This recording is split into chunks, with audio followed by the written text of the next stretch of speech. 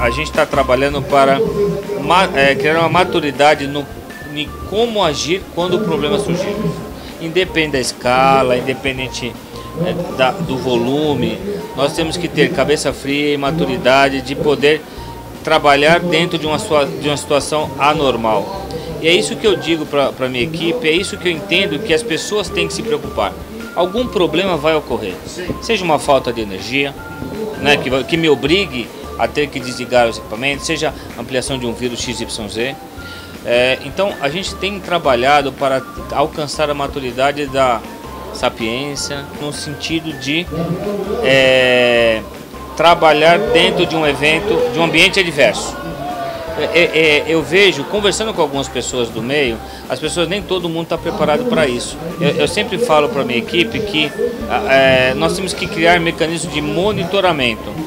Não só sair fechando tudo, sair criando, colocar a gente dentro de uma gaiola, porque o mundo não vive dentro de uma gaiola, né? A gente tem que trabalhar, liberar acessos, e avaliar comportamentos diferentes.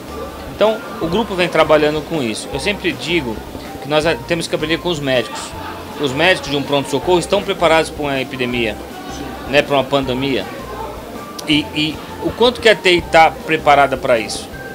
Então são esses pontos que eu tento passar para a minha equipe, tento nas entrevistas ou no bate-papo que eu tenho com outros hospitais, levar um pouco dessa mensagem. Temos que nos preparar para fatos que fogem da normalidade. É aí que está a diferença. Tudo na vida você tem os extremos. Não adianta você também achar que nada vai acontecer, como você achar que você não pode sair na rua e não ser assaltado. Existem riscos, os riscos sempre vão existir. Você tem que achar o ponto de equilíbrio, ter uma equipe dedicada a monitorar, dedicada a controlar o seu ambiente, a avaliar o comportamento do uso da sua rede de informação, seja de acesso à informação propriamente dita, ou seja do trânsito, do compartilhamento dela. Mas eu vejo que você tem que alcançar o equilíbrio. Avaliar a maturidade dos nossos usuários é tão importante quanto avaliar a maturidade da minha equipe de tecnologia. Eu acho que as pessoas têm que pensar nisso também.